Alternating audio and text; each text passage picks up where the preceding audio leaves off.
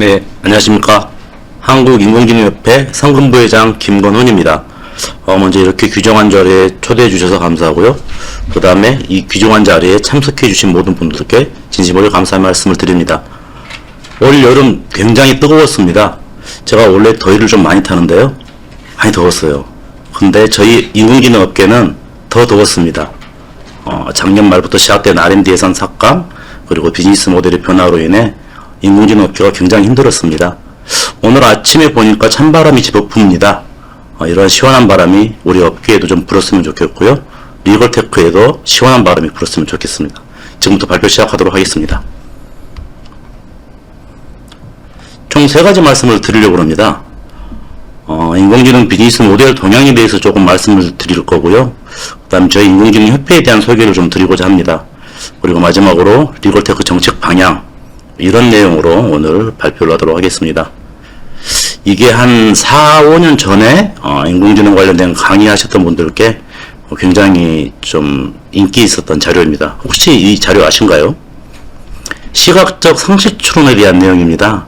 인공지능이 얼마나 정확하게 이런 내용들을 분석하는가에 대한 내용을 테스트한 건데요.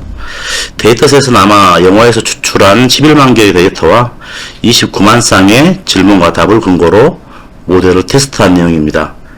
여기 질문이 왜 4번 사람은 4번이 오른쪽에 있는 분이죠. 왜 4번 사람은 1번 사람을 가리키고 있나요? 라고 우리 인공지능 모델에게 물어봤습니다. 총 4가지 답변을 제시를 했는데요. 3번이 종업원입니다. 3번이 1번이 3번에게 1번이 팬케이크를 주문했다고 말해주기 위해서가 첫 번째 답이었고요. 두 번째 농담하기 위해 1번에게 화가 나서 이러한 내용들이 있었는데 인공지능이 정확하게 그 내용을 맞췄습니다. 이게 근데 보통 4, 5년 전에 유행했던 자료니까 지금도 사실 유효합니다. 인공지능의 정확도가 굉장히 높아졌고요. 이거는 법률 쪽에서도 아마 마찬가지일 거라 생각을 합니다. 이 자료는 인공지능 기술이 매우 빠르게 변화하고 있는데 대화형 인공지능 기술적 발전 단계를 어떠한 인공지능 관련 업체의 대표님께서 정리해 놓은 것을 제가 좀 가지고 왔습니다. 생성형 인공지능 시대에 우리가 살고 있는데 4세대 생성형 인공지능은 다중 인터페이스를 연결해서 기존에 해왔던 다양한 버전의 인공지능보다 훨씬 빠르게 결합되고 훨씬 많은 양의 정보를 처리할 수 있습니다. 그러한 내용을 제가 좀 담았었고요. 이거는 이제 저희 인공지능 협회가 2017년도부터 아시는지 모르겠습니다만 국제 인공지능 대전을 매년 5월 코엑스에서 개최를 합니다. 저희 협회는 천여 개사의 회원사를 보유를 하고 있는데 저희가 3년 주기로 이 키워드가 바뀌었습니다. 저희가 이거 확인하면서 내용을 정리를 했는데요. 2017년도부터 3년간은 대세의 키워드가 인공지능 바로 그 자체였습니다. 사실 2016년도에 알파고 이후에 AI를 인공지능이라고 부르기도 했지만 잘 아시죠? 조류독감으로 불리우던 시기도 있었습니다. 그때가 아마 혼재된 시기였는데 그래서 인공지능 기업들이 인공지능 기술은 이런 것들이 있고 주로 머신러닝, 딥러닝에 의해서 인공지능이 이루어진다. 이 키워드가 3년간 유지가 됐었습니다. 그리고 나서 2020년에 키워드가 한번 바뀝니다. 그때 대세의 키워드는 데이터였습니다. 정부에서 인공지능 학습 데이터에 관련된 사업들이 계속 쏟아져 나왔고요. 데이터 바우처, 학습 데이터, 이러한 데이터 관련된 사업들이 계속 나오면서 우리 인공지능 기업들은 데이터 관련된 사업으로 조금 많이 변화를 했습니다. 저희가 이게 좀 안타까웠던 게 그 당시 3년간 데이터가 대세였는데 주로 저희 인공지능 대전에 참가한 기업들이 데이터에 관련된 내용들만 담아서 사실상 기술적으로 진부는 조금 덜 된 시기가 아닌가라고 저희는 그렇게 판단을 하고 있었습니다. 그리고 나서 이제 2023년도에 잘 아시죠? 챗GPT가 폭풍적으로 등장을 하게 됩니다. 그리고 나서 올해 키워드가 다시 생성형 인공지능으로 변하기 시작했습니다. 혹시 우리 참석자분 중에 올해 국제 인공지능 대전을 와보신 분이 있는지는 잘 모르겠습니다만 와서 보면 80% 이상의 키워드는 생성형 인공지능으로 도배가 되었습니다. 관련된 단어로 프롬프트, 챗GPT 등 다양한 생성형 인공지능에 대한 내용들이 주를 이루었고요. 우리 법률 쪽에서도 관련된 내용들을 잘 활용하실 수 있지 않을까라는 생각이 듭니다. 제가 마지막 세 번째 챕터에 올해 발주된 그 정부 지원 사업에 대한 내용을 좀 담아놓긴 했는데 아마 그런 쪽으로 가장 빨리 변화가 이루어지지 않을까라는 생각이 듭니다. 계속된 이제 트렌드 변화에서 조금 말씀을 드리고 하는데요. 인공지능은 사실 많은 산업군에 다양하게 쓰이고 있습니다. 사실 이렇게 다양한 산업군에 쓰이게 된 게 디지털로 변화하면서 그 활용도가 높아져서 그렇다고 볼 수 있는데요. 우리 그 전에 아날로그 데이터들은 사실 휘발성이 굉장히 높았습니다. 그리고 우리 자체적으로 정리하기도 매우 어려웠고요. 근데 이제 디지털로 넘어가면서부터 이러한 인공지능에 대한 다양한 응용 서비스가 활발하게 전 산업군에 펼쳐지고 있다고 보시면 좋겠습니다. 데이터에 대한 내용에 대한 장표인데요. 잘 보시면 어느 순간 그래프가 확 위로 올라가는 시점이 있습니다. 2010년도부터 빅데이터 시대가 도래가 되기 시작했는데 이 가장 큰 이유는 잘 아시죠? 스마트폰이 보급되면서 데이터가 급격히 늘어났습니다.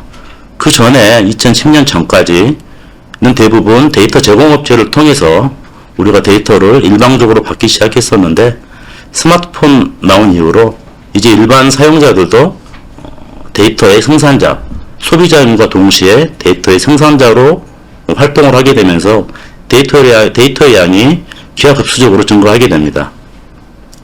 데이터 양이 많아지게 되면 이제 더 이상 사람의 손으로 엑셀 이런 단순 작업으로는 이 데이터를 다 처리하기가 어려워집니다. 그리고 이 빅데이터를 가장 잘 활용할 수 있는 분야는 바로 인공지능이 아닐까라는 생각이 듭니다. 물론 증강현실이나 메타버스 쪽에서도 활용 가능성이 있겠습니다만 이 데이터를 가장 잘 다룰 수 있고 가장 잘 활용할 수 있는 분야는 인공지능 분야라고 생각을 합니다. 생성형 인공지능 이야기를 빼놓을 수가 없을 것 같습니다. 대부분 생성형 인공지능은 비전, 이미지, 그리고 대형 언어 모델인 자연어 처리, 그 다음에 프롬프트를 통해서 우리가 원하는 다양한 정보들, 문서를 만들 수도 있고, 이미지를 만들 수도 있고, 사업계획서 등 다양한 모델들을 만들 수 있게 되는 게 바로 이제 프롬프트 역량이 중요하다. 이 장표를 제가 좀 설명을 드렸고요. 이 장표는 그 인공지능 산업이 이제 어떻게 발전하는가에 대한 내용들입니다. 후방산업과 전방산업으로 나누게 될 거고요. 사실 아래쪽에 보면 서비스나 컴퓨팅 하드웨어 이쪽은 우리 민간인이나 일반 기업들이 다룰 수 있는 영역은 사실 아니라고 보죠. 이러한 서비스나 컴퓨팅 하드웨어의 도움을 통해서 인공지능 산업 쪽에서는 다양한 인공지능 모델, 알고리즘을 개발하고 그 다음에 클라우드 플랫폼을 구축하고 인공지능 서비스를 개발하게 됩니다. 이러한 것들을 이러한 산업을 키우기 위해서 데이터가 물론 필요할 거고요. 자체 데이터를 가공하는 기업도 있고 아니면 외부의 기업을 통해서 데이터를 아웃소싱 받는 이러한 형태의 데이터를 공급받을 수 있습니다. 결국 사실상 이제 전방 산업이 굉장히 중요합니다. 이 수요 기업들, 지금 제가 법률 쪽에 빠져 있는데 법률, 금융, 제조 이러한 수요 기업 찾는 게 사실 굉장히 중요하거든요. 올 여름 저희 인공지능 기업들이 뜨거웠던 이유가 있습니다. 그동안 정부에서 다양한 지원 사업을 해서 많은 종류의 소프트웨어들이 나왔고 많은 산업들이 발전을 했는데 사실 엔드 유저 쪽까지 가는 게 굉장히 어려웠습니다. 이 개발된 솔루션을 실제로 쓰고 있는 사람이 그렇게 많지는 않았거든요. 여러분들도 주위에서 보시면 챗GPT 정도는 쓰고 계시지만 우리가 개발한 프로그램들을 쓰고 있는 기업들은 그렇게 많이 못 보셨을 거라고 생각을 합니다. 결국 인공지능 기업들이 올 여름 가장 뜨거웠던 이유는 이 최종 소비자를 찾지 못해서 거기에 가장 큰 영향이 있지 않았나라는 생각이 듭니다.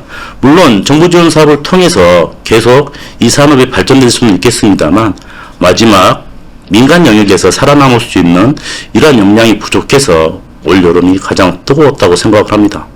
대신에 이 뜨거운 여름을 없앨 찬바람을 저희 협회 그리고 뭐 다양한 기관들이 준비를 하고 있습니다. 이 내용은 제가 다시 뒤쪽에서 조금 설명을 드리고자 합니다.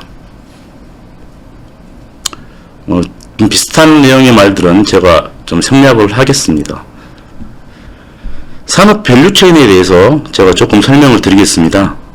이 산업 밸류체인은 저희 인공지능협회가 2024년 그러니까 작년 말에 R&D 예산이 삭감되면서 나름대로 자구책으로 인공지능 생태계를 정의하고 어떤 산업군이 어떻게 필요할 것이며 인공지능협회는 그러한 산업군에게 어떠한 역할을 할 수 있는가라는 것을 정의하기 위해서 작년 말부터 올 초까지 개발한 그 장표입니다.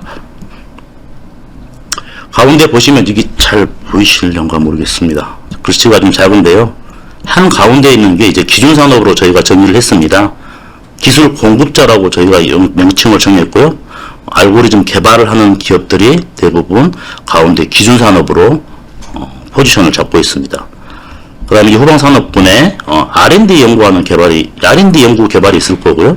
그 다음에 인프라 및 플랫폼을 제공하는 그 제공자들이 있을 겁니다.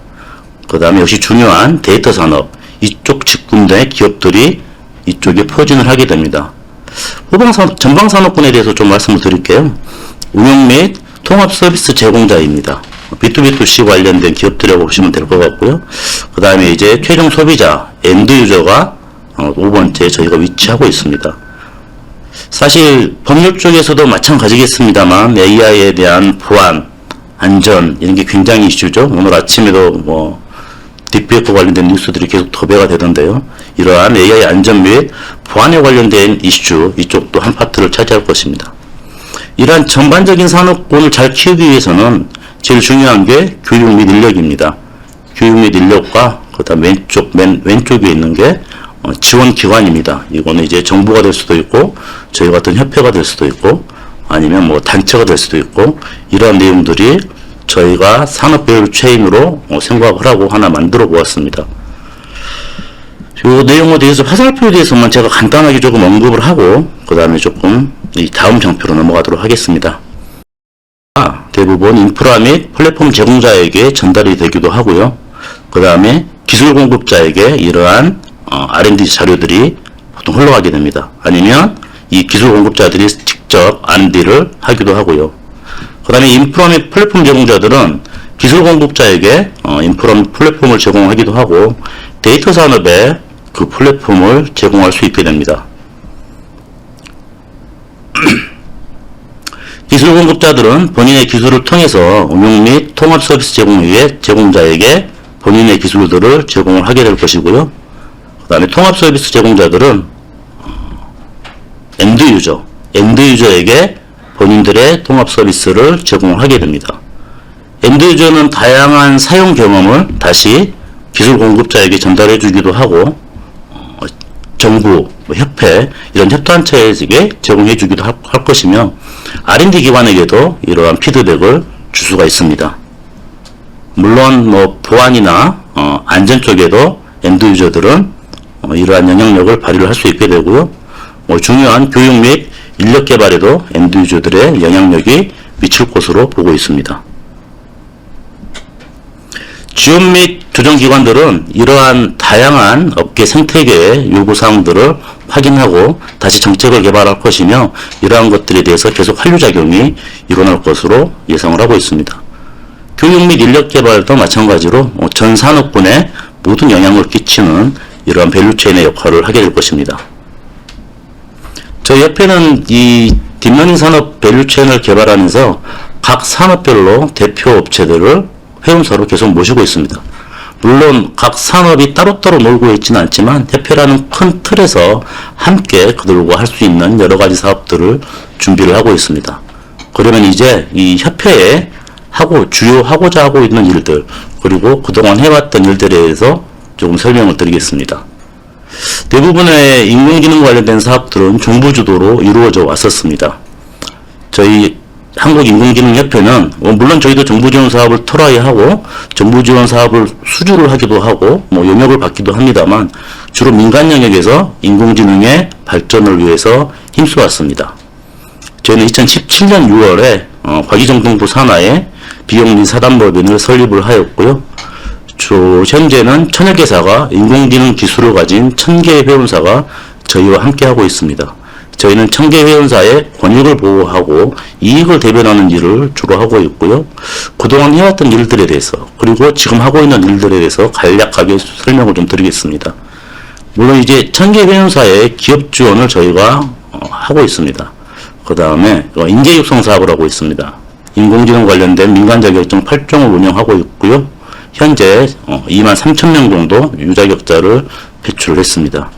인증제도도 저희가 가지고 있습니다. 이 인증제도는 제가 마지막 시사점 시간에 다시 간략하게 언급을 하겠습니다. 인공지능 기술을 가진 기업임을 인정하는 제도를 저희가 만들어서 운영을 하고 있고요. 아까 인재 육성 쪽에 같이 비슷한 맥락의 자격제도도 저희가 운영을 하고 있습니다.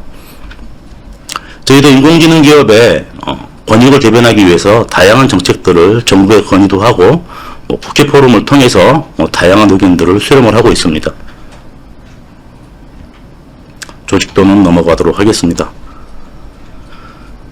이것 앞에 말씀드렸던 내용의 내용이라 저희가 확인을 하고 패스를 하고요. 그동안 저희가 협회 내 인공지능 산업 컨설턴트 풀을 600명을 보유했습니다. 이 산업 컨설턴트들이 하는 일이 무엇이냐면 인공지능 기술을 가진 기업들이 타 분야 도메인에 넘어갔을 때 이 기술력만 가지고는 굉장히 살아남기가 어렵습니다. 비즈니스 모델이 굉장히 중요한데 이러한 역할을 해주실 다양한 산업 컨설턴트 분들을 저희 협회에서 교육을 하고 그분들을 통해서 다른 산업군에 인공지능 기술이 아닌 다른 도메인 분야에 다양한 기술을 보급하는 역할을 하고 있습니다.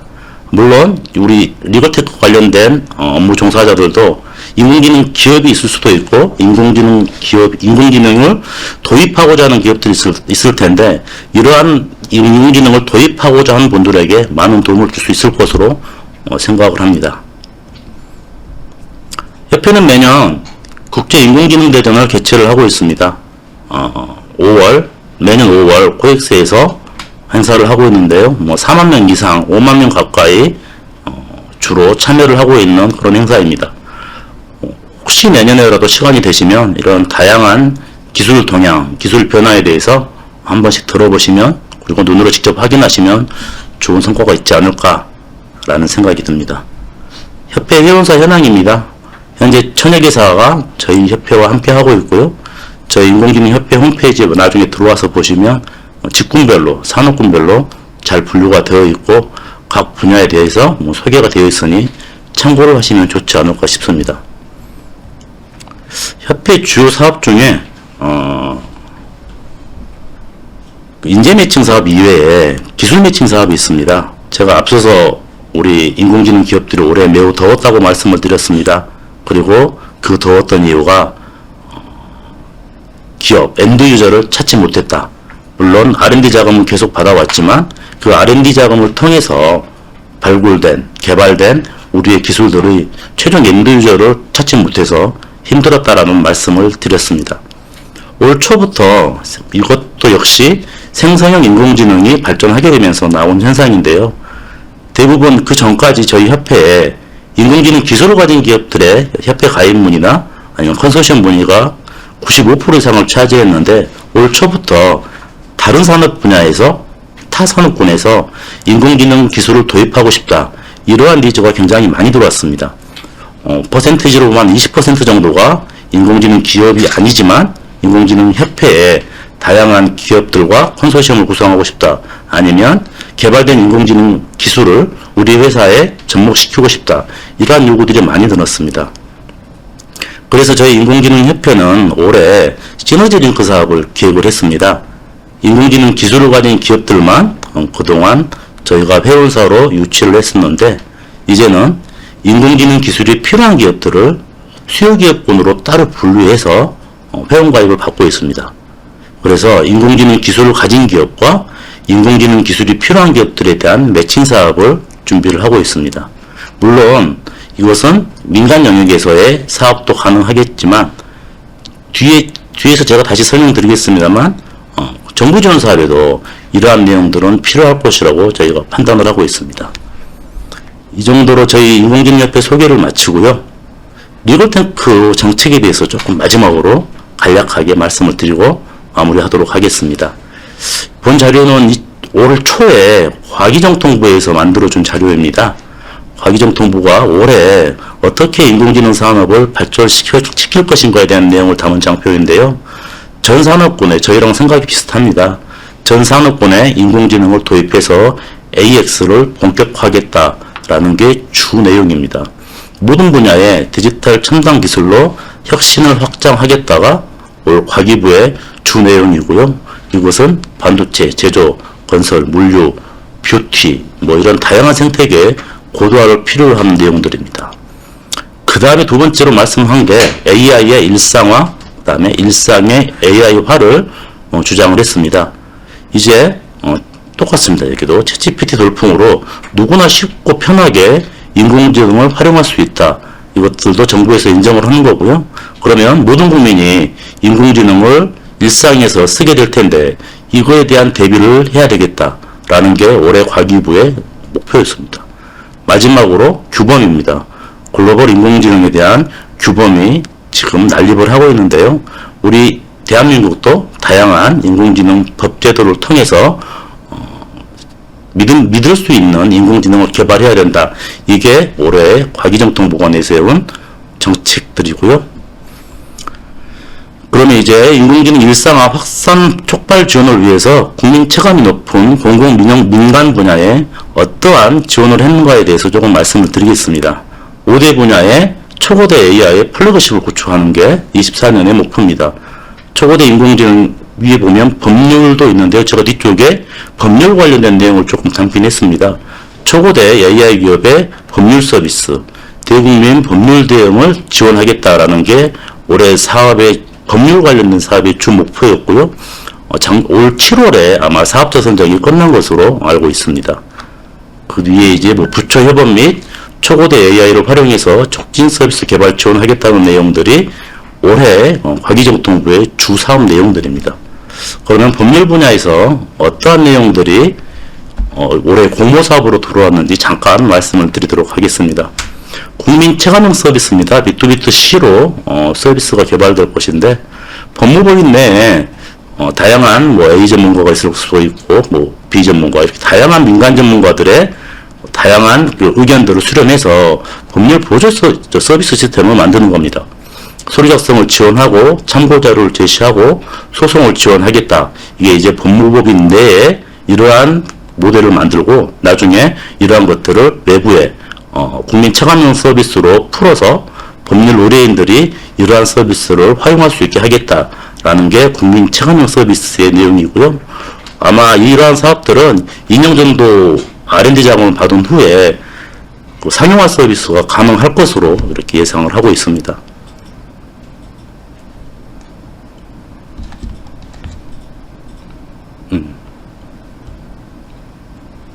다음에 생성형 인공지능 기반의 서류 작성 지원 관련된 내용입니다. 변호사가 의뢰인에게 받은 텍스트 데이터 등을 생성형 AI 플랫폼에 등록하면 자동으로 핵심 문장을 추출해서 초안 작성을 지원해주는 내용입니다.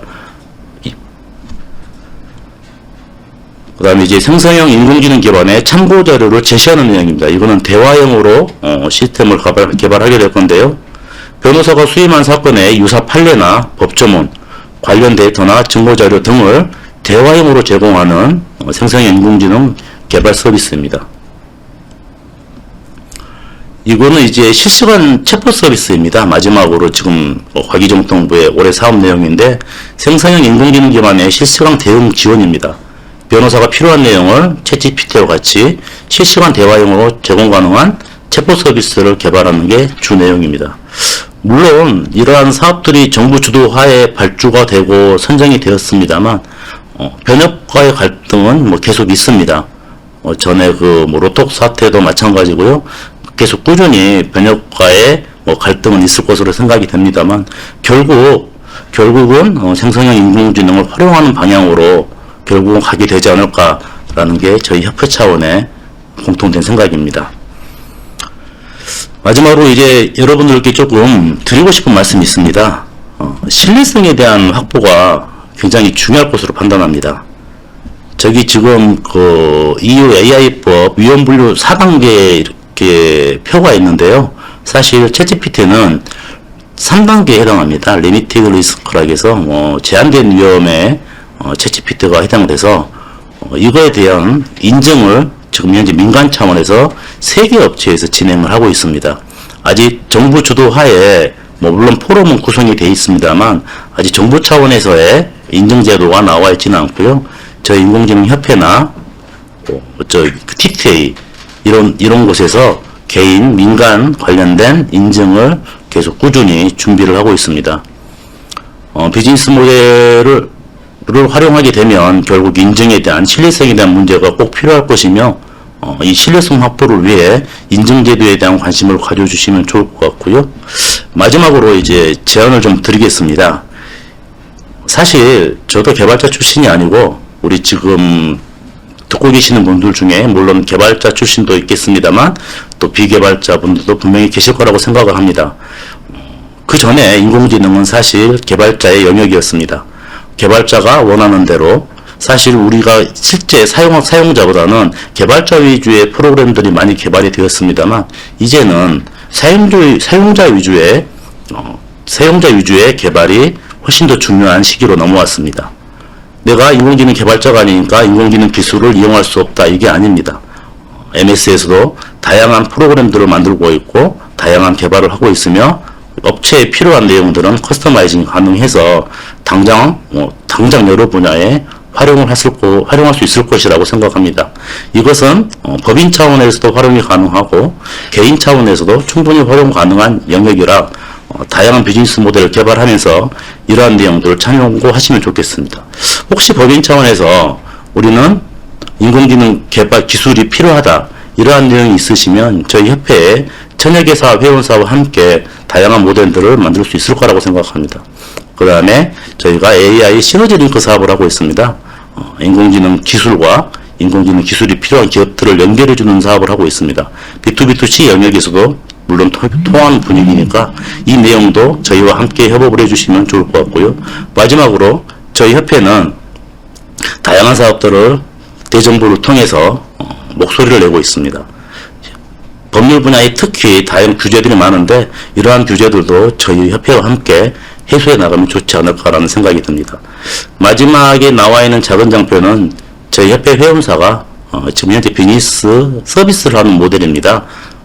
변리사 특허 관련된 다양한 검색 프로그램인데 여기도 역시 우리 회원사의 타 회원사의 다양한 영역에 우리 서비스를 제공하고 있는 업체입니다. 인공지능 기술을 가지고 있지 않지만 인공지능 기술을 활용할 수 있는 방법은 매우 많습니다.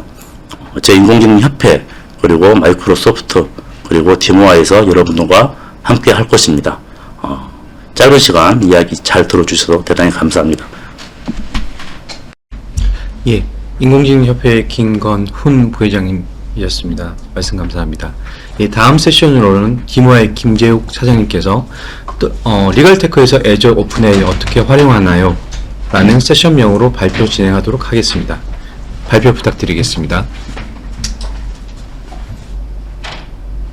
네, 안녕하십니까. 디모아의 김재욱 차장입니다.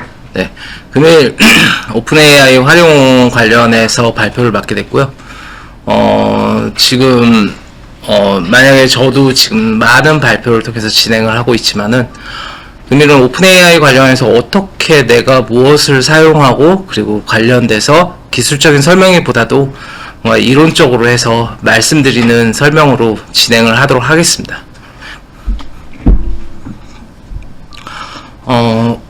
오늘 오전에 좀 기분 좋지만은 엔비디아 주가가 한 10% 정도 가까이 떨어졌는데요. 네. 그래서 좀 기분이 안 좋으신 분들도 계실 겁니다. 하지만은 많은 사람들이 이제 뉴스에 나오듯이 AI 버블이 이제는 종료됐다라는 식으로 얘기를 하지만은 한 몇 개월 전이죠. 네. 그 구글 CEO가 얘기를 했습니다. 과소 투자보다는 과잉 투자가 낫다. 현재 AI는 확실한 미래 전략이고요. 그리고 현재 진행하고 있는 이런 수많은 생성형 AI 업체들이 있습니다. 지금 현재 1위 GPT부터 시작해가지고 뭐 지금 구글, 뭐 바드 등등 여러 가지 업체들이 굉장한 많은 AI 투자를 현재 진행을 하고 있고요. 그리고 그 투자를 통해 가지고 현재 미래 선두로 나가기 위해서 지금 AI가 버블이다 아니면 투자를 해야 되는 게 맞냐라는 거에 대해서 많은 의문이 있지만은 AI는 미래고, 그리고 어떻게든 하나는 진행을 하고 있어야 될 프로젝트라고 생각을 해주시면 될 것 같습니다. 현재 이 수많은 생성형 AI 중에 챗GPT, 오픈AI는 지금 현재 월등하게 1위로 하고 있고요. 지금 GPT-4.5가 이제 번역이 되면서 옴니로 진행을 하면서 거기에서 좀 더 나아가 이제 지금 GPT-5까지 지금 개발을 하고 있는 상태로 진행을 하고 있습니다. 항상 저는 발표할 때 이제 AI에 대해서 어떻다, 뭐다, 이제 기초부터 진행을 했지만은, 현재 지금 AI가 활용이 된 지, 생성형 AI가 활용된 지 거의 2년 정도가 가까이 됐고요. 그렇기 때문에 그 부분보다도, 간단한 개념만 말씀을 드리겠습니다. GPT는 Generative Pre-trained Transformer라고 기존에 사전 훈련된 거에 대해서 생성돼서 변환을 해주는, 자연어로 변환을 해주는 형태의 한마디로 이제 인공지능이라고 생각하시면 되고요. 모델은 이제 GPT-1부터 발표를 2018년부터 시작해왔고, 지금 4는 2023년, 그리고 4 옴니 5죠. 그건 24년에 발표를 해서 점점 진화를 하고 있는 형태입니다.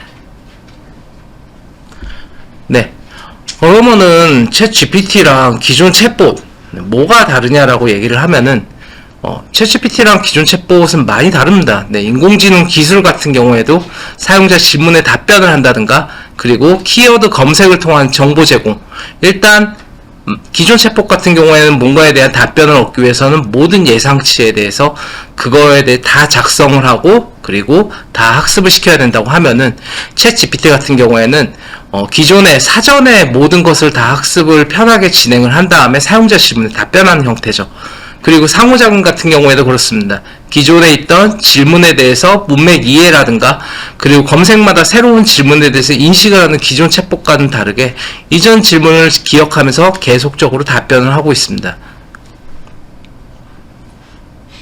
그래서 현재 지금 만약에 챗 GPT를 사용하려면 총 4가지 방법이 있다라고 말씀을 드리고 싶습니다. 저희는 오픈AI 그리고 애저 오픈AI라고 얘기하지만은, 오픈AI는 openai.com이라고 얘기를 하고요. 그리고 애저 오픈AI는 AOAI라고 저희는 명칭을 하지만은 현재는 이제 애저 오픈AI라고 말씀을 드리겠습니다. 현재 openai.com, 구글에 검색을 하시거나 아니면 다른 브라우저로 검색을 하셔가지고 들어가시게 되면은 일반 채팅 형태로 해갖고 무료로 사용할 수 있는 형태, 그리고 유료로 사용할 수 있는 형태가 있고요. 그리고 역시 GPT 역시도 뭔가에 대한 이제 기업 고객이라든가 개인이 커스터마이징 할 수 있는 array라는 명칭도 있고, 프롬프트 최적화라는 것들을 진행할 수 있는 플레이그라운드 채팅이 있습니다. 그리고 애저에서 만약에 진행을 하시게 된다고 하면은 마이크로소프트 빙 브라우저에서 GPT 채팅을 진행하거나, 아니면은 애저에서 오픈AI 서비스로 해서 사용자 채팅을 진행하실 수 있습니다. 그래서 이렇게 총 4가지로 GPT로 채팅을 진행을 하실 수 있고요. 만약에 이제 기업에서 생성형 AI를 시작한다고 하면은 뭐 이미 시작하신 분들도 계시고요. 하지만은 많은 이제 봉착이 있습니다. 이거가 개인이 진행하실 수도 있고, 회사가 진행할 수도 있고, 이제 만약에 저희가 가는 것 같은 경우는 고객이겠죠. 고객이 진행하실 수 있습니다. 그렇게 되면은 둘 중에 하나를 고르셔야 됩니다. 클라우드냐, 온프라미스냐, 인터넷이 연결된 곳이냐, 인터넷이 연결이 되지 않는 곳이냐 라는 형태로 진행을 하게 됩니다. 그렇게 되면은 이제 나 인터넷이 연결이 안 돼야 돼 라고 하면 결정을 해야 되는 게 있죠. LLM, 라지 랭귀지 모델이냐, 아니면은 SLLM, 스몰 랭귀지 모델이냐 라는 형태로 갑니다. LLM 같은 경우에는 정말 거대한 랭귀지 모델이라고 보시면 되고요. 그리고 스몰 랭귀지 모델 같은 경우에는 그 거대 랭귀지 모델보다도 훨씬 작은 형태, 뭐 50분의 1 정도의 학습을 지닌 하나의 모델이라고 봐주시면 됩니다. 그 모델의 예시는 뭐 제미나이 나노나 뭐 이제 마이크로소프트가 하고 있는 파이3, 미스트랄, 네, 있고요. 그리고 LLM 같은 경우에는 뭐 오프라인으로 진행을 하신다고 했을 때 블룸, 라마, 뭐 솔라 등등 많은 이제 오픈 소스들이 있습니다.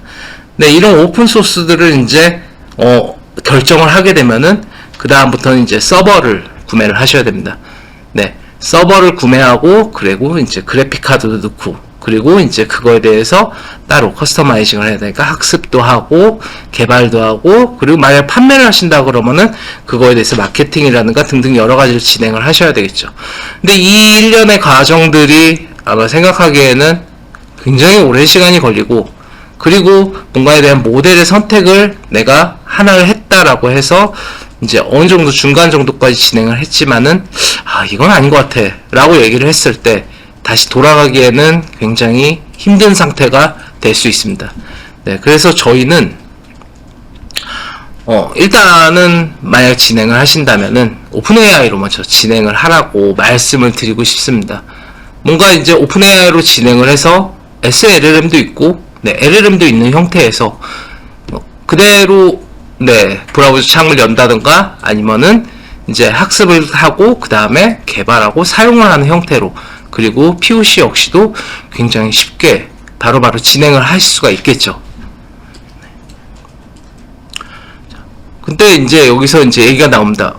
애저 오픈AI랑 오픈AI.com이랑 뭐가 달라? 라고 얘기를 하시면은 애저 오픈AI가 지금 오픈AI 쪽에 있는 지분의 49%를 갖고 있습니다. 오픈AI.com의 100% 지분 중에 49%를 마이크로소프트가 갖고 있고요. 그리고 현재 데이터 센터, 오픈AI.com 데이터 센터 역시도 마이크로소프트 애저 데이터 센터에 들어가 있는 상태입니다.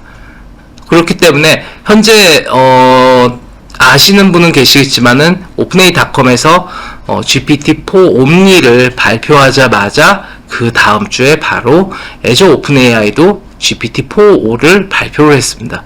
거의 동일한 회사라고 봐주시면 되고요. 그 동일한 회사이기 때문에 오픈AI.com에서 서비스를 진행하는 거는 네, 애저 오픈AI도 가능을 합니다.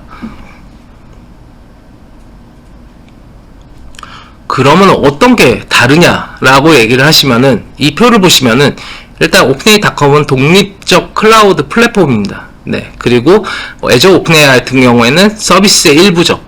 그리고 일단 저 색깔에 칠해진 보안 쪽으로 보시면은 오픈AI.com은 자체 프로토콜로 해가지고 보안을 진행하지만은 애저 오픈AI 같은 경우에는 뒤에서 자세하게 말씀드리겠지만은 네, 엔터프라이즈급 보안이라든가 역할 기반이라든가 MFA라든가 등등 여러 가지의 규정을 준수하고 있기 때문에 만약에 보안 쪽으로 좀 규제가 좀 심하시다고 하면은 오픈AI.com보다 애저 오픈AI를 사용하시는 것을 추천을 드리고요. 그리고 추가 기능 같은 경우에는 특정 뭐 AI 기능이나 툴이 있지만은 네, 애저에 있는 모든 솔루션을 오픈AI랑 붙일 수가 있습니다. 뭐 데이터 분석에 대한 거, 뭐 스토리지, 네트워킹, 뭐 이제 머신러닝, 뭐 ST, TTS 등등 많은 솔루션에 대해서 네, 붙여서 진행을 할 수가 있죠. 네, 모니터링 기능 역시도 오픈AI.com에서는 없는 형태지만은 애저 오픈AI는 말씀드린 추가 기능처럼 네, 모니터링, 대시보드, 알람 등등 여러 가지를 네, 말씀드릴 수 있습니다.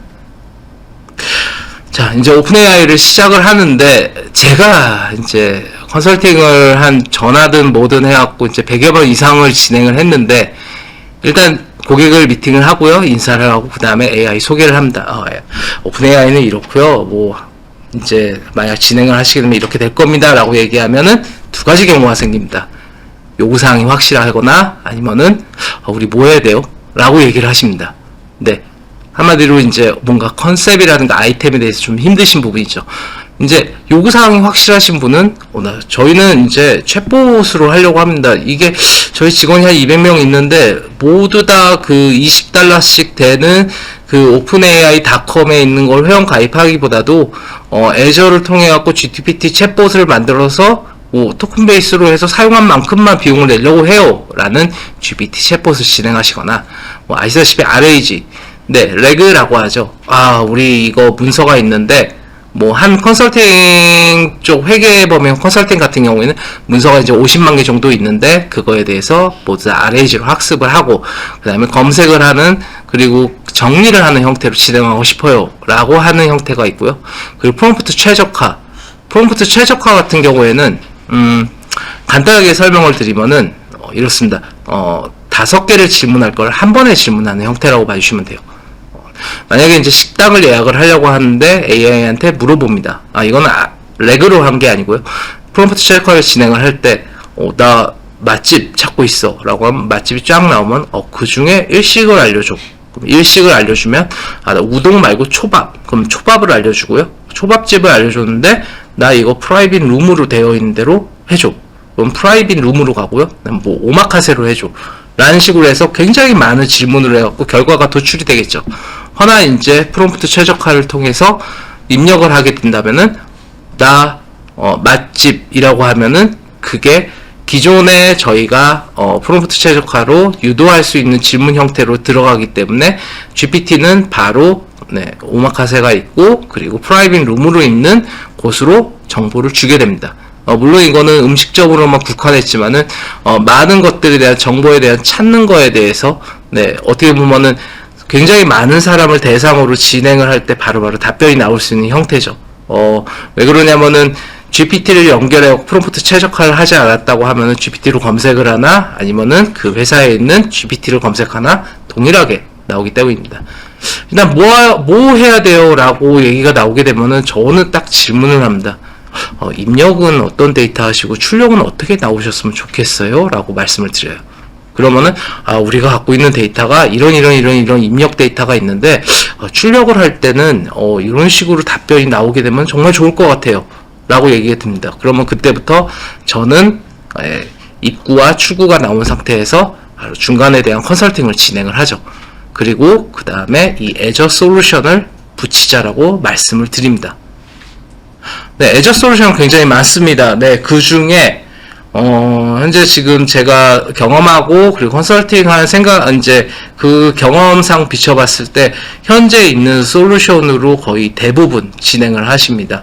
애저를 진행하시게 되고 그 다음에 우리 STT 말하는 거를 이제 텍스트로 나오거나 번역을 하거나 TTS 텍스트 투 스피치 형태로 해가지고 말을 해주거나 아니면은 이제 머신러닝을 쓰셔가지고 뭔가 복잡한 이제 숫자 데이터를 계산을 해가지고 나오거나 아니면은 애저 패브릭이라고 해가지고 포함되어 있는 팩토리, 시냅시스, 파워 BI를 통해서 데이터를 수집을 하고 연결을 하고 그리고 그거에 대해서 빅데이터 분석을 하고 그리고 파워 BI로 해갖고 표현을 하는 형태로 진행을 하게 되는 겁니다.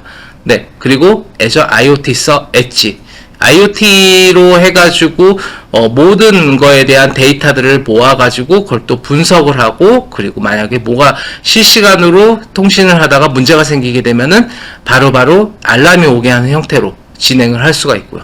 그리고 패턴 역시도 알 수 있겠죠. 그리고 애저 폼 레고나이제이션은 OCR이라고 봐주시면 됩니다. OCR보다 좀 더 큰 영역이라고 봐주시면 되고요. 이걸 통해서 나온 거를 오픈 AI랑 결합을 하게 된다고 하면은, AICC, AI 콜센터죠. 그리고 자료에 대해서 정리, 나 요약하고 싶어, 뭐 생성하고 싶어, 뭐 수정하고 싶어. 그리고 문서에 대해서 찾는 거, 기존에 이거에 대해서 바로 찾아야 되는데, 어디 있지? 라고 했을 때, 바로 GPT한테 물어봐갖고 찾을 수 있고요. 그리고 데이터에 대한 정립, 뭐 정리를 해준다는 건 해주다는가 아니면 뭔가에 대한 이제 답이 나오는 거에 대해서 이제 디파인을 해주는 형태로 진행하실 수 있고요. 그리고 예측, 그 재고 관리라든가 뭐 다른 거에 대해 기존의 패턴이 이렇기 때문에 미래 패턴도 이렇지 않냐라는 식으로 하고 예측을 하고 답변을 받을 수 있고 그리고 모니터링을 형태로 진행을 하기 때문에 그거에 대한 사용량이라든가 그리고 현재 내가 데이터가 쌓인 거에 대해서 얼마큼 쌓였고 지금 현재 그 데이터가 어떤 종류라는 것까지 직접적으로 볼 수가 있는 거죠. 그러면은 다 좋은데 보안은 어떻게 되냐라고 생각을 하실 수 있습니다. 애저의 보안은 현재 지금 마이크로소프트에서 얘기하는 보안은 현재 지금 우리가 최고다라고 얘기를 하고 있습니다. 마이크로소프트 애저에서 지금 얘기하고 있는 게 현재 보안이고요. 보시게 되면은 이제 사용자가 있겠죠. 사용자에서부터 시작해갖고 접근 제어부터 시작해갖고 엔트라 뭐 해서 지금 이 VNet이라는 곳 안에 있는 이제 애저 인프라죠. 인프라들이 한데 뭉쳐가지고 여기에 많은 부분으로 있어서 보완이 되고 있고요. 그리고 맨 오른쪽에 있는 데이터 소스. 네, 데이터에 대해서 이제 암호화를 하고 액세스 정책을 통해 갖고 또 2중, 3중으로 보완할 수 있는 형태로 진행이 되고 있습니다. 그걸 나눠보자면은 뭐 사용자 보안, 인프라 보안, 그리고 채팅창에 대한 보안도 있겠죠. 네, 사용자에 대해서는 뭐 이제 문서라든가 아니면은 이제 데이터 저장이 안 된다던가 아니면은 이제 채팅창에 대한 뭐 다단계 인증으로 해가지고 인증을 통해 갖고 진행할 수 있고요. 저도 현재 지금 굉장히 많은 이제 해킹 관련해서 저희 쪽 고객들을 봤지만은 대부분이라기보다도 이제 제가 경험한 거에 대한 100%는 이제 개인에 대한 인증이 없는 경우였습니다. 물론 뭐 더 넓게 가면 다른 것도 있긴 하겠지만은 저희 디모아에서 경험하는 거는 100%는 개인이 인증에 대해서 진행을 하지 않았을 때 그거에 대한 사고가 있었습니다. 그리고 인프라 보안 같은 경우에는 뭐 이제 시큐리티 센터라든가 아니면은 NSC 그리고 뭐 키볼트라든가 아니면은 뭐 클라우드에 접속을 하게 됐을 때 여러 인증으로 접속이 가능하고요. 그리고 채팅창 역시도 뭐 접근 제어로 해가지고 특정 사용자나 그룹에 대한 접근 권한을 설정하는 것도 있습니다. 그리고 조건부 액세스 같은 경우에는 애전의 권한 할당이라든가 아니면 할당된 권한의 뭐 아이디 패스워드에 대한 입력 등등으로 해서 만약에 이제 100명이라는 사람이 있으면은 100명의 사람들이 다 들어올 수 있는 게 아니라 누구는 들어올 수 있고 누구는 들어올 수 없는 형태로 진행을 할 수가 있습니다. 그렇기 때문에 만약에 이런 경우도 있었습니다. 뭐 이제 개발 소스 같은 거에 대한 학습을 해가지고 우리 회사 고유의 개발에 대한 소스를 GPT로 만들고 싶다라고 했지만은 그쪽에서는 이제 보안적인 이제 문제가 있었죠. 어떤 보안적인 문제였었냐면은 만약에 신입이 들어와 갖고 계속 GPT를 쳐가지고 모든 정보를 끌어온 다음에 그대로 나가면 어떡해? 라고 얘기를 하셨습니다. 그때는 그 사람이 신입이 볼 수 있는 형태의 소스만 줄 수 있고요. 그리고 이제 만약에 뭐 시니어라든가 뭐 아니면 CEO라든가 아니면 이제 뭐 C레벨에서 볼 수 있는 권한 뭐 이런 식으로 해서 권한을 할당하고 볼 수 있는 권한을 할당을 할 수 있기 때문에 그 권한 할당으로만 진행을 하게 된다면 정보에 대한 오픈에 대해서는 문제 없이 진행을 할 수 있다라고 말씀드릴 수 있습니다. 현재 지금 뭐 네트워크 보안 그룹이라든지 시큐리티 센터라든지 그리고 뭐 이제 엔트라, 뭐 키볼트 등등 여러 가지가 있습니다. 이 보안들은 무료인 것도 있고요. 그리고 그렇게 비용이 비싸지 않은 것도 있습니다. 뭐 아시다시피 디펜더라고 하는 솔루션 역시도 현재 지금 PC에서는 자동으로 돌아가고 있지만은 그거 역시도 애저에서도 굉장히 저렴한 가격으로 진행을 하고 있는 상품이기 때문에 만약에 애저를 사용하고 계시다고 하면은 디펜더라든가 아니면은 다른 인증이라든가 간단한 인증에 대해서는 무조건 진행을 하시는 게 뭐 현재 지금 IT가 계속 팽배해지는 형태에서는 꼭 필요한 형태라고 봐주시면 될 것 같습니다. 그리고 스토리지 보안 역시도 만약 데이터가 저장이 됐을 때 그거에 대한 유출에 대한 거에 대한 방지를 할 수 있고 그리고 액세스 정책으로 진행을 하셔가지고 접근을 제한할 수도 있다고 말씀드릴 수 있습니다. 그리고 채팅창에 역시도 아까 말씀드린 접근 제어라든가 조건부 액세스라든가 등등 여러 가지를 진행하실 수가 있고요. 이 모든 솔루션들을 다 도입하시는 건 아니고요. 한번 진행하게 됐을 때 저희가 단계별로 말씀을 드리거나 아니면 선택을 할 수 있는 선택지 형태로 진행을 하게 됩니다. 근데 지금 생각하시는 이제 이 AI 보안이라는 게 난 이런 인프라적인 보안을 얘기하는 게 아니라고 생각을 하시는 계신 분이 계실 거예요. 그렇게 됐을 때 말씀을 드리는 게 이쪽 이 지금 데이터 그리고 개인 정보에 대한 보안입니다. 마이크로소프트 이제 런이라든가 아니면은 공지문에 나와 있습니다. 절대 다른 고객에게는 제공되지 않습니다. 오픈 AI 모델에서 사용하지 않아요. 그리고 개선한 데 사용하지 않습니다. 제가 많은 미팅을 하면서 이런 질문을 많이 받습니다. 이게 만약에 지금 내가 GPT를 도입을 했는데 같은 질문을 오늘 제가 한 3번 정도 해요. 내일도 하고 내일 모레도 하고 계속 하죠. 그러면은 제가 다음 주쯤이나 아니면 다음 달에 이 질문을 했을 때 그 답이 더 빨리 나오지 않을까요? 라고 얘기를 하십니다. 그게 만약에 정말 기존보다 빨리 나오게 되면은 네, 시급한 문제입니다. 네, 마이크로소프트 애저는 네, 고객님의 그 질문이라든가 데이터를 학습하고 있다는 겁니다. 네, 그렇기 때문에 질문을 100번을 하시든 1000번을 하시든 다음 달에 하시든 내년에 하시든 시간은 똑같습니다. 물론 답변이 똑같게 하려면 뭔가에 대한 작업은 필요하겠지만은 그거에 대해서 AI가 자동으로 학습을 해가지고 더 빠르게 얘기한다는 거는 고객의 데이터를 빼고 있다는 거죠. 그렇기 때문에 오픈AI는 모델 개선을 하는데 사용하지 않는다라고 네, 정확하게 말씀을 드릴 수 있습니다. 그리고 비용 같은 경우에는 그렇습니다. 많은 비용들이 있는데 간단하게 지금 보이실지 모르겠지만 굉장히 간단하게 말씀을 드리면은 입력, 출력이라고 있습니다. 그리고 그 입력 옆에는 토큰 1000개라고 얘기를 하는데요. 저희는 이제 뭐 약에 따라 틀리지만 일반적인 질문의 토큰 1000개라는 거는 한 5가지에 대한 뭐 질문 답변에 대해서 저희는 1000개로 대략적으로 예상을 하고 있고, 입력이라고 얘기하면 질문을 한 5개 했다고 하면은 한 6.9원 정도 GPT-4 5가 그렇게 가격을 정책하고 있고요. 출력 같은 경우에는 답변이죠. GPT가 말하는 거기 때문에 좀 더 비싼데 20원 정도 가량으로 생각하시면 될 것 같습니다. 그렇기 때문에 물어보는 가격하고 GPT가 답변하는 가격은 네, 금액이 틀리다라고 말씀을 드릴 수 있습니다. 근데 우리는 굉장히 많이 쓸 건데 그러면 이걸 어떻게 해야 돼? 라고 얘기하면 PTU라고 프로비저닝 형태로 해가지고 미리 구매를 해서 진행을 할 수가 있습니다. 그렇게 됐을 때는 어떻게 보면은 약정 같은 형태라고 봐주시면 되고요. 네, 오픈AI 서비스에서 AI 모델을 배포할 때 사용하는 처리 용량 단위라고 일단 개념을 잡으시면 되고요.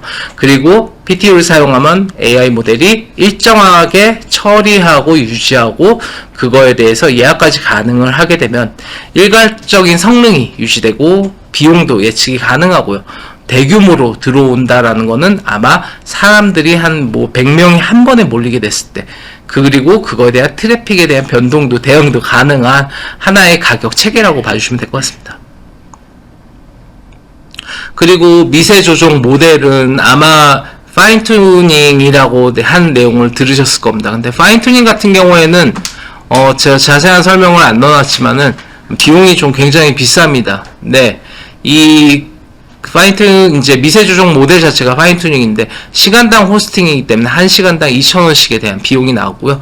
굉장히 좀 고급화된 시스템으로 GPT를 하지 않는 이상은 미세 조정 모델을 잘 사용하지 않고요. 그리고 모델 포함이라고 있는 오른쪽에 뭐 에이다나 텍스트 임베딩 같은 경우에는 뭔가 이제 GPT가 학습을 하기 위해서 한번 쫙 문서를 다 읽어야 됩니다. 그 문서를 읽을 때에 대한 비용이라고 봐주시면 됩니다.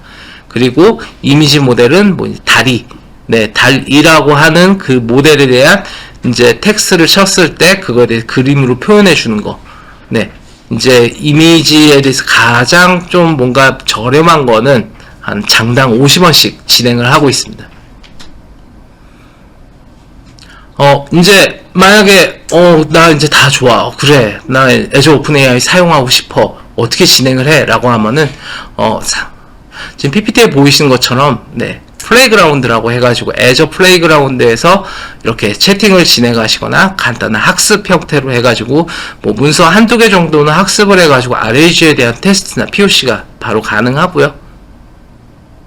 그리고 API를 끌어와가지고 여기 API 키라든가 엔드포인트라든가 네, 버전 같은 거를 놓고 진행을 하실 수도 있습니다.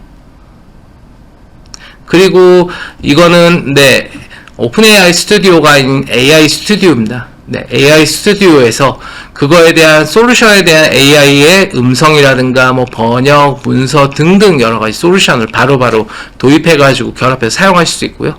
그리고 왼쪽 위에 점 같은 거는 이제 벤치마크입니다. 많은 모델들이 있죠. 그거에 대해서 성능 우위에 대해서 확인하실 수 있는 그래프고요. 그리고 현재 오픈AI, 이제 애저 오픈AI에서는 정말 수많은 메타에 있는 라마라든가 아니면은 뭐 이제 미스트랄이라든가 등등 여러 가지에 대한 생성형 AI도 같이 제공을 하고 있고, 그 생성형 AI를 도입하셔가지고 같이 비교하시거나 아니면은 뭐 어떤 분 같은 경우에는 하이브리드를 같이 진행을 하시더라고요. 그런 식으로 해서 진행을 하시는 것도 모델 찾는 것도 굉장히 쉽게 진행하실 수 있습니다. 이제 끝으로 왔는데요. 현재 애저를 만약에 진행을 하신다고 하면은 저희 쪽 이제 디모아랑 진행을 하시게 된다면은 AI 서비스라든가 이제 뭐 다른 솔루션에 대해서 결합을 하시고 진행을 하시는 거에 대해서 저희가 다 컨설팅을 진행을 해드릴 수 있습니다. 뭐 만약에 머신러닝으로 해가지고 예측 프로그램을 진행하시거나 데이터 수집이나 검색 등등 여러 가지를 하신다고 하면 애저 패브릭으로 데이터를 전체적으로 수집을 하고 그거에 대해서 검색을 하는 거에 대해서 지원을 해드릴 수 있고요. 뭐 IoT로 해가지고 난 뭘 진행할 거야 라고 하면은 데이터 분석 쪽이 가장 크게 진행을 하실 거라고 보고 있습니다. 그리고 OCR을 통해 가지고 도표에 대한 분석이라든가 뭐 아니면은 뭐 이제 문서에 대해서 뭐 현재 있는 문서를 모두 다 OCR을 통해 가지고 그걸 그대로 AI를 넣어서 뭔가를 답을 얻겠다. 굉장히 이제 아날로그 정보에서 디지털 형태로 가게 되는 거죠. 그리고 ST, TTS 등등 여러 가지로 해서 AICC로 해서 AI 콜센터를 진행을 한다고 하면은 그거 역시도 저희가 모든 컨설팅을 진행해 드리고 관련해서 가장 좋은 베스트한 결과를 전달 드릴 수 있습니다. 지금까지 디모아의 김재욱 차장이었고요. 만약에 저희 쪽이랑 같이 진행하시거나 아니면은 이제 AI 관련된 질문이라든가 컨설팅이 필요하시다고 하면은 언제든지 제가 직접 응대하도록 하겠습니다. 감사합니다. 예, 디모아의 김재욱 차장님 발표 감사드립니다. 김재욱 차장님께서 말씀하셨듯이 AI 도입 계획 또는 이제 고려하고 있는 기업의 경우 저희가 설문조사를 세미나 끝자락에 준비를 했습니다. 상세하게 요구사항 및 필요사항 작성해 주시면은 저희 김재욱 차장님 또는 애저 영업팀이 직접 연락드려서 지원할 예정입니다. 참고 부탁드리겠습니다. 예, 다음 세션으로는 마이크로소프트 코파일럿으로 문서를 더 편리하고 똑똑하게 라는 세션명으로 저희 디모의 신은영 실장님께서 발표 진행하도록 하겠습니다. 그럼 부탁드리겠습니다. 안녕하세요. 코파일럿을 활용해서 업무를 좀 더 편리하게 활용할 수 있는 방법에 대한 이야기를 할 디모아의 신은영입니다. 지금 제가 발표될 내용은 리걸에서 코파일럿을 어떻게 활용할지에 대한 이야기를 할 건데요. 전반적으로 코파일럿이 어떻게 생겼는지, 그리고 더불어서 코파일럿을 리걸에서 어떻게 쓰는지에 대한 간단한 시나리오들, 그리고 M365에 있는 코파일럿과 그리고 저희가 질문을 하는 프롬프트에 대한 이야기를 좀 풀어갈 거예요. 그리고 아무래도 제일 관심 있는 것이 현재 내 업무에서 내가 사용하는 아웃룩, 워드, 엑셀, 파워포인트에서 코파일럿이 정말 어떻게 작업하는지가 굉장히 궁금하실 것 같은데 해당되는 내용들을 하나씩 풀어보도록 하겠습니다. 우선 인공지능이라는 단어가 저희 생활에 들어온 지가 벌써 횟수로 3년 정도가 됐습니다. 여러 업체들이 있는데 그 중에서 마이크로소프트는 인공지능을 어떻게 서비스를 할 건지에 대한 내용이 지금 보시는 장표에서 좀 정리가 될 것 같아요. 인공지능 하면 굉장히 거대한 이야기로 접근이 되는데 마이크로소프트는 기본적인 저희가 M365 서비스를 하고 있잖아요. 그러다 보니 저희가 사용하는 업무 방식입니다. 익숙한 업무 방식을 근본적으로 바꾸는 것. 여러분이 출근하셔서 진행하는 업무 내용에서 굉장히 반복적이면서 소모적인 일들이 많습니다. 그 일들을 줄여가지고 여러분들이 좀 더 고부가가치의 일을 할 수 있도록 도와주는 것이 마이크로소프트가 지향하고 있는 인공지능의 방향성이라고 보시면 됩니다. 그리고 지금 장표에서 이해하실 부분은 인공지능이라는 것이 특정 세대에 국한되는 것이 아니라 일반 젠세대부터 부모세대까지 전반적으로 거의 생활화됐다고 보시면 되는데요. 지금 이 장표는 마이크로소프트와 링크드인이 매년 워크 트렌드라는 리포트를 발표를 하고 있어요. 이곳에서 올해 2024년 5월에 발표된 내용이고요. 특이할 점은 상단 타이틀을 한번 확인해 주세요. BYOAI라는 단어를 쓰고 있죠. 이 이야기는 Bring Your Own AI라고 해서 인공지능을 현재 사용하고 계신 분들이 공식적인 서비스가 아니라 개인적 구독이라는 겁니다. 즉 회사나 학교에서 인공지능에 대한 서브스크립션을 주는 것이 아니라 내가 궁금해서 내가 좀 호기심도 많기도 하고 그리고 내 업무가 좀 편해질까 해서 쓰는 그런 내용이라고 보시면 되니까 이제 공식적 하는 작업들이 앞으로 조금 가속화가 되지 않을까 싶습니다. 자, 그러면은 인공지능을 통해서 업무가 조금 바뀌어요. 어떻게 바뀔까? 그래서 마이크로소프트가 기본적으로 타겟팅하는 부분은 현재 보고 계시는 이메일과 회의와 문서 작업 부분이에요. 여러분 출근하시면 메일박스부터 열어보실 거예요. 엄청난 양의 메일이 산재되어 있죠. 일단 어떤 내용, 이제 광고는 다 정리하고 그리고 나서 하나씩 열어보는데 마이크로소프트가 분석한 내용으로는 메일 읽는데 시간이 11% 감소하고 있고요. 그리고 읽어내는 개별 이메일 보는 거죠. 그리고 상호작용에 관련된 것들은 45%까지 시간이 줄었다고 이야기를 하고 있어요. 그리고 엄청난 회의에 여러분들 인게이지가 되어 있을 텐데 그 메일 참여한 모든 회의에 대해서 저희가 내용들을 다 기억하지 못합니다. 그럼 해당되는 내용들을 나중 시간이 지나서 확인을 한다거나 내지는 전반적으로 메일 해당되는 네, 자꾸 장표가 넘어가고 있죠. 제가 조금 긴장해서 그렇네요.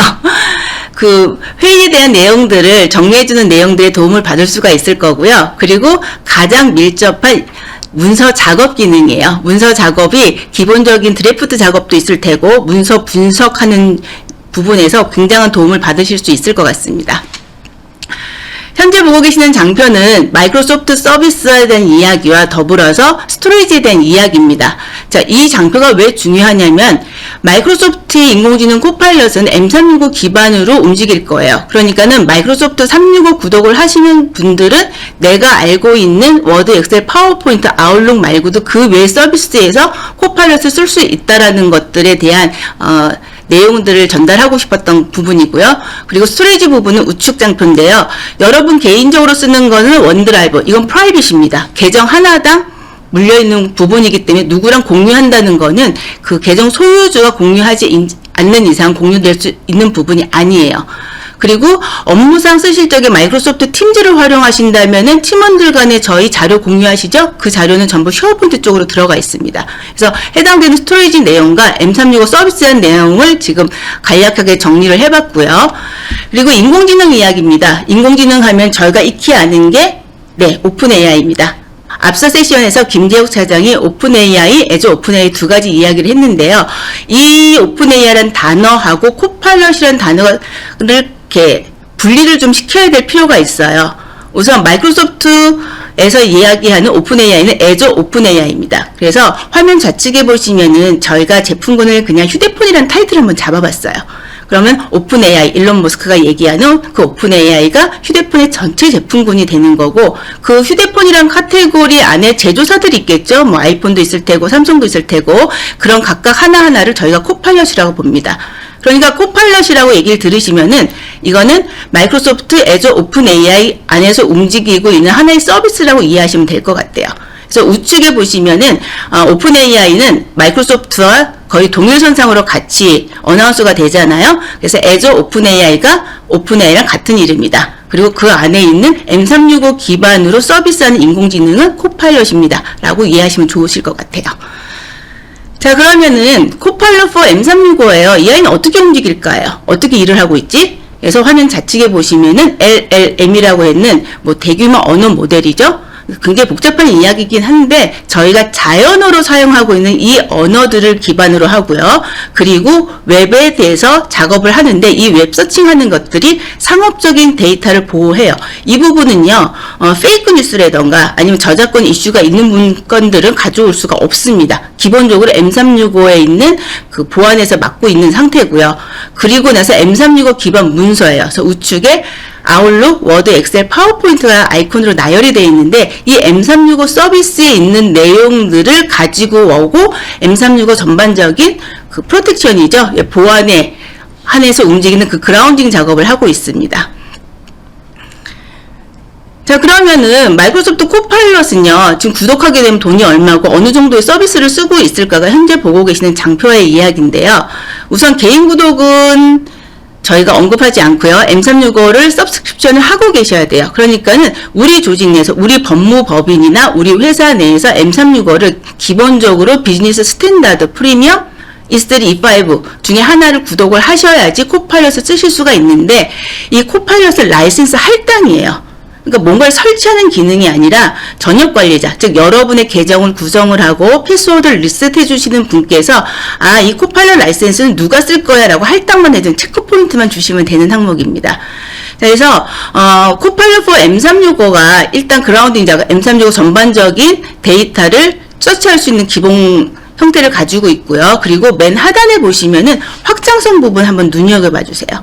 코파일럿 스튜디오라고 되어 있는데 분명히 코파일럿 4 M365 사용하실 적에 기본 기능은 좋으나 뭔가 아쉬움이 있어요. 특히나 법무법인이라던가 아니면은 법무팀에서 사용하실 적에 뭔가 체결을 시키거나 프로세스를 하고 싶은 경우들이 있습니다. 그럼 약간의 개발이 들어가는데 그 개발이 아주 헤비하지 않고 라이트하게 접근하실 수 있는 것이 코파일럿 스튜디오입니다.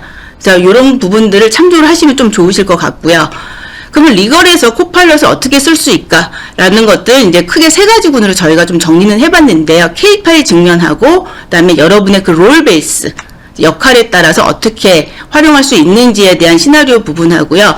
그리고 이제 하루 일과를 간략하게 한번 정의를 해봤습니다.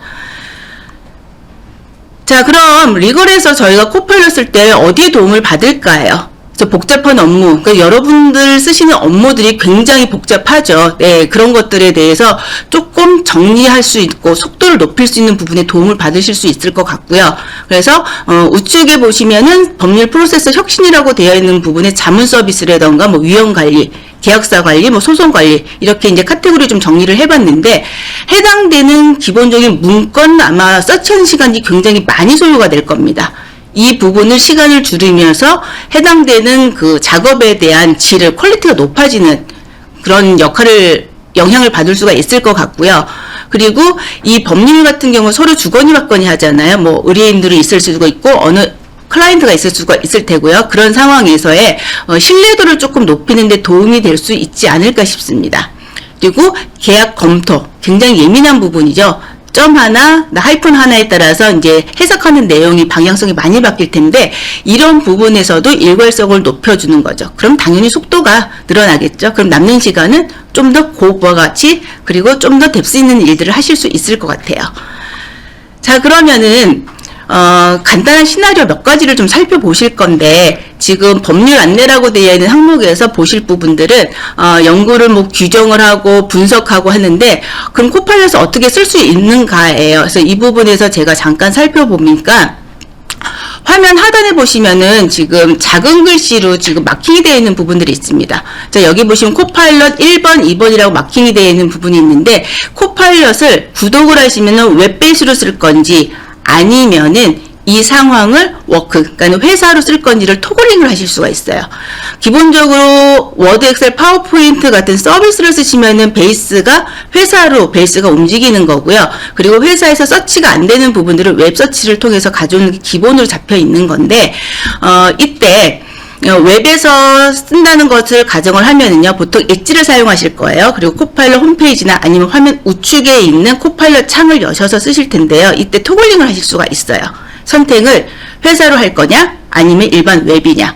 웹으로 서치한다고 해서 막 난잡한 이야기가 오는 게 아니라 기본적으로, 네, 마이크로소프트가 보호하고 있는 상업용 데이터 보호들, 그러니까는 페이크라던가, 그다음 저작권 이슈가 있는 것들은 다 걸러지고 가지고 오는 거죠.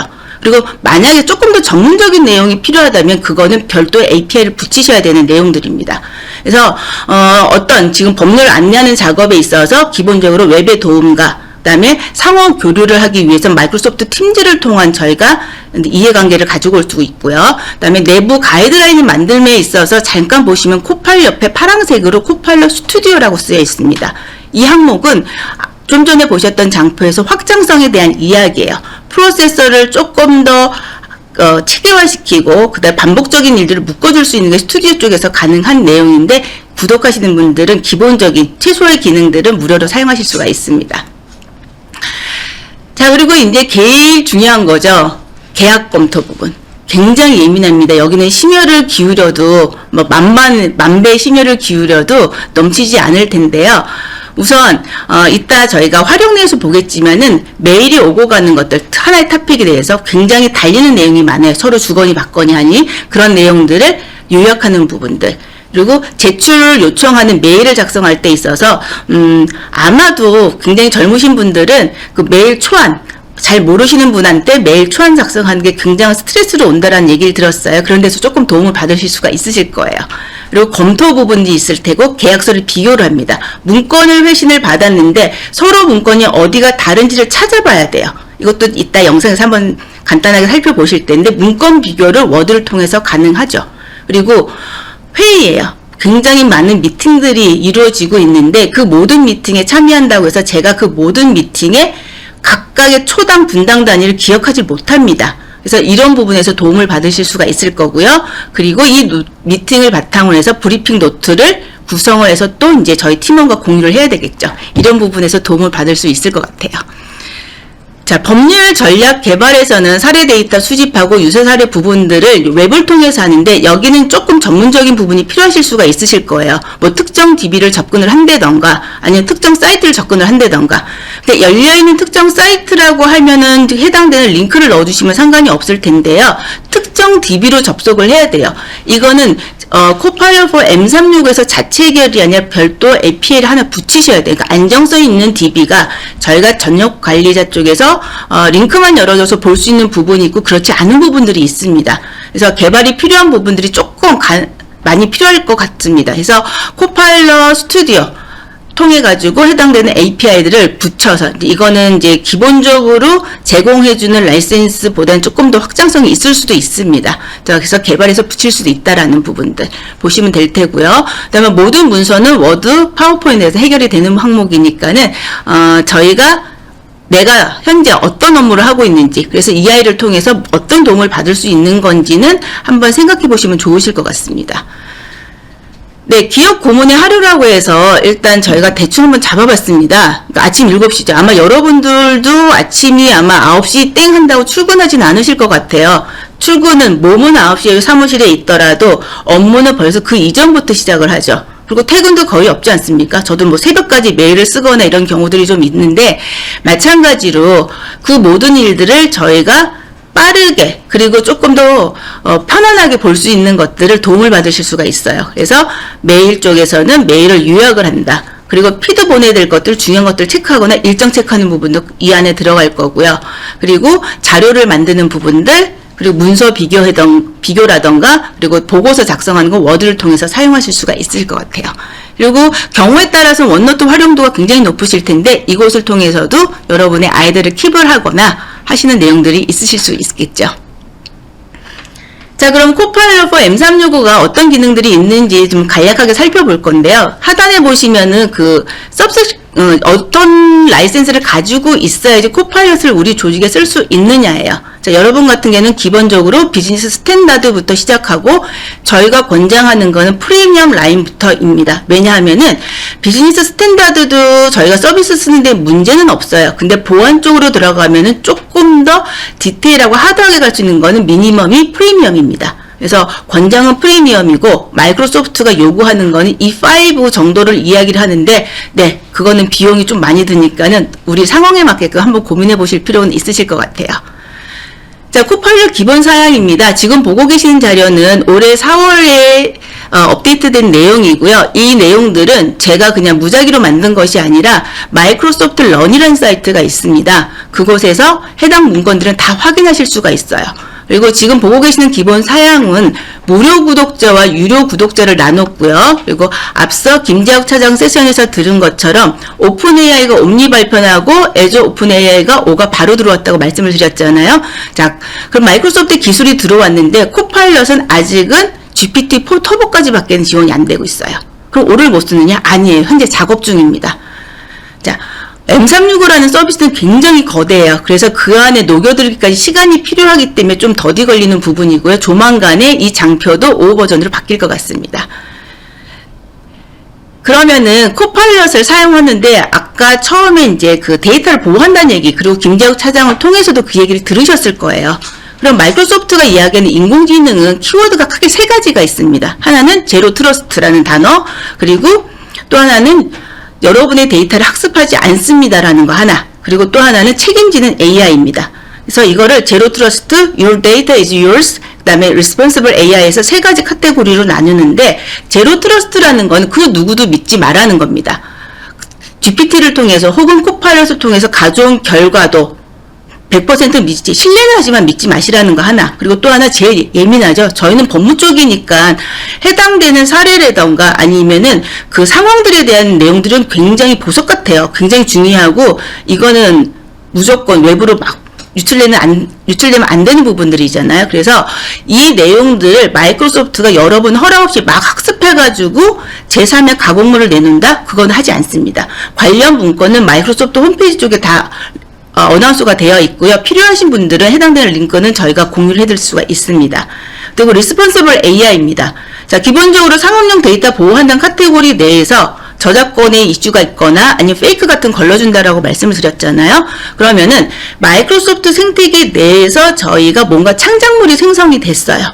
그럴 수 있죠. 근데 이 창작물에 대해서 CCBB가 걸리는 경우입니다. 그럴 때는 마이크로소프트가 함께 싸워주겠습니다. 그래서 마이크로소프트는 인공지능을 그냥 나몰라라 하지 않습니다. 끝까지 책임진다라는 그런 모토로 세 가지 키워드를 가지고 있습니다. 자, 지금 보고 계시는 이 장표는 코파일럿 사용자 데이터 보호, 그러니까 여러분이 가지고 있는 법무법인의 그 민감한 데이터를 MS가 함부로 쓰지 않습니다라는 겁니다. 그리고 그 인공지능이라는 건 기업, 저희는 다 기업이니까 사실 크게 생각은 안 하는데 초중고 대학이 있겠죠. 그래서 그 중에 초중고 학생들이 현재 쓸 수가 없어요. 개인적으로 쓰는 거는 이제 개인의 선택 역량이지만은 마이크로소프트라는 기업의 철학에 베이스돼 있어는 쓸 수가 없는 상황입니다. 그래서 마이크로소프트는 현재 지금 학생용, 그러니까 초중고 K-12라고 일컫는 그 군에 대한 인공지능을 별도로 지금 개발을 하고 있는 상황이 있습니다. 상태에 있습니다. 자, 마이크로소프트가 그 코파일럿을 M365 서비스에 그 라이센스 할당이라고 말씀드렸잖아요. 그러면 어떤 앱이 어떤 기능을 쓰느냐예요. 자, 지금 정리되어 있는 거는 가장 대표적인 워드, 엑셀, 파워포인트, 팀즈, 아웃룩, 원노트, 그리고 아마도 여러분 입장에서 낯선 단어 중에 하나가 화면 좌측 중간 하단에는 루비란 단어가 있어요. 그래서 요것도 한번 관심 두고 봐주시면 좋을 것 같습니다. 이 루비라는 거는 저희가 해당되는 어떤 특정 데이터를 공유를 하면은 어때요? 카피 페이스트 하시면 그거는 정지되어 있는 데이터죠. 더 이상 생명력은 없습니다. 근데 이 루비라는 거는 만약에 엑셀 데이터를 카피를 해가지고 페이스트 하잖아요. 그러면 원본인하고 연결이 돼 있어요. 이 아이가 어디로 가든. 그래서 어디로 돌아다니던 간에 엔드 유저가, 그러니까 최종 사람이 수정을 하면 원본 데이터도 같이 업데이트가 되는 역할을 가지고 있습니다. 그래서 이거는 나중에 따로 소개해드릴 시간이 있으면 좋을 것도 같습니다. 그래서 기본적인 코파일럿이 M365에서 어떤 기능을 하고 있는지는 현재 장표로 확인하시면 좋으실 것 같고요. 그리고 코파일럿 프롬프트에 대한 이야기를 보셔야 되는데, 우선 프롬프트라는 건 여러분이 질문이에요. 내가 뭘 하지? 코파일럿에 내가 일을 시키잖아요.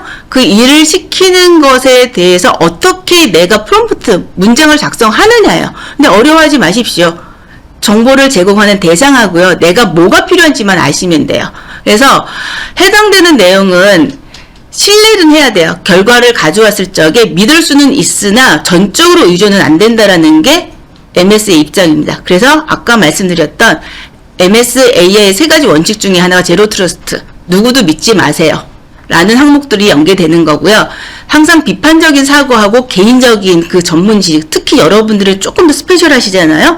그 부분들은 아직은 인공지능이 대체할 수 있는 상황이 아닙니다. 문건 가지고 해석은 가능하나 상황에 대한 것들은 쉽지가 않습니다. 자, 그래서 프롬프트에 대한 작성 기술 원리입니다. 굉장히 일반적인 장표가 되어 있는데요.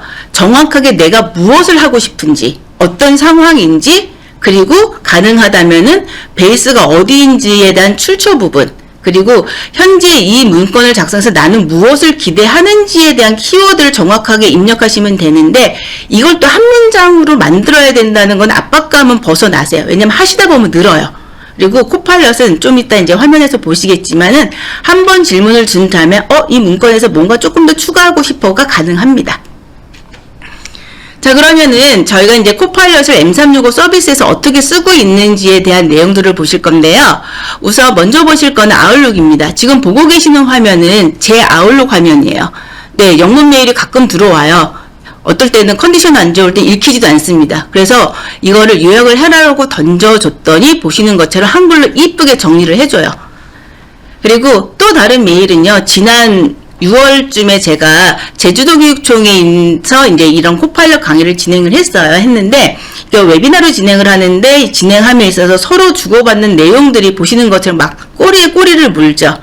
근데 시간이 지나면 어때요? 아니면 상황마다 계속 열어보게 되면은 이것도 굉장한 일이에요. 근데 이것도 간략하게 너 이거 무슨 얘기였지? 라고 요약을 하라고 시켰더니, 자, 메일마다 넘버링이 되어 있는 거 확인하실 수 있을 거예요. 그래서 해당되는 넘버를 클릭을 하시면은 그 내용으로 화면이 점프업이 됩니다. 점프업이 돼서 제가 필요한 내용들, 특히나 여러분 같은 경우는 특별한 타깃에 대해서 아니면 클라이언트에 대해서 메일이 계속 연결이 되어 있을 텐데 이 부분에 있어서 시간 절약에 굉장히 도움을 받으실 수 있을 것 같습니다. 자, 이 자료는 제가 법률신문이 제 이제 이메일로 구독이 되어 있는 상황인데요. 어제 화면에 그 사립대 구조 개선에 대한 이야기가 있었어요. 그래서 해당되는 그 기사는 읽지 않고 이미지만 카피했어요. 그래서 이 이미지를 자세히 분석하고 내 보고서를 한번 꾸며볼래? 라고 던져줬더니 이 친구가 또 열심히 일을 하고 있습니다. 자, 그러니까 이건 OCR에 대한 이야기예요. 그래서 아마 대표적인 게 영수증 사진 찍어가지고 뭐 이렇게 글자를 시킨다든가 그게 강장 익숙하실 텐데 저희는 특정 이미지를 가지고 이야기를 풀어내는 거를 하실 수가 있고요. 이렇게 만들어진 이야기들은 워드, PDF, 일반 텍스트로 내려받기가 가능합니다. 그리고 보시는 것처럼 해당되는 내용이 하나 끝났어요. 그랬더니 추가 질문들을 보여줘요. 이것도 궁금할 것 같은데요? 라고 했을 때 저는 클릭을 통해서 해외 외국 사례를 한번 봤고요. 그 외국 중에서도 아마 미국 사례를 살펴보는 내용을 확인하실 수가 있습니다. 그리고 보시는 것처럼 네, 이 내용들은 어디에서 가지고 왔어요? 라는 건 출처가 뜹니다. 이거 굉장히 중요한 거죠. 어디서 따왔다고 내 지식이 아니라 그 근본, 원인이 되는 그 베이스를 같이 마킹을 해주셔야 되는 항목이 되겠습니다. 자, 그리고 지금은 이미지입니다. 그러니까 유튜브를 요약하는 내용이에요. 그러니까 저는 이제 마이크로소프트 쪽에서 나름 이제 서비스, 나름 기술 쪽 내용을 보다 보니까 다 영문이에요. 그러다 보니 아시죠? 네, 잘 들어올 때와 잘 안 들릴 때가 있습니다. 이럴 때 간단하게 요약을 해라고 했더니 보시는 것 같죠? 어떤 시간대에 어떤 내용을 했어요? 라는 게 이제 정리가 돼서 제가 조금 더 편리하게 볼 수 있는 화면이 되는 거고요. 그리고 마찬가지로 웹페이지예요. 네, MS가 한국어를 빨리 쓰면 좋을 것 같습니다. 물론 페이지 번역도 있겠지만은 해당 페이지에서 어떤 뉘앙스로 이야기를 하고 있는지를 한국어로 번역해서 정리를 해라고 던졌더니 이렇게 예쁘게 가지고 왔습니다. 자, 그리고 미팅이에요. 미팅하면은 저희는 마이크로소프트 팀즈를 기반으로 사용을 합니다. 그래서 지금 보고 계시는 이 이야기는 제가 미팅에 참여한다고 이제 호출이 되어 있는 상황인데 일정 때문에 참여를 못했어요. 그럼에도 불구하고 그 미팅에서 무슨 이야기가 오고 갔는지에 대한 걸 확인할 수가 있습니다. 이때 이 미팅은 영상 없이 그냥 오디오로만 진행이 됐어요. 다 카메라 끈 거죠. 그래서 글자들만 나열되어 있고 그 내용들은 제가 이 미팅에서 놓친 부분들을 빠르게 따라잡을 수 있는 데 도움이 됩니다.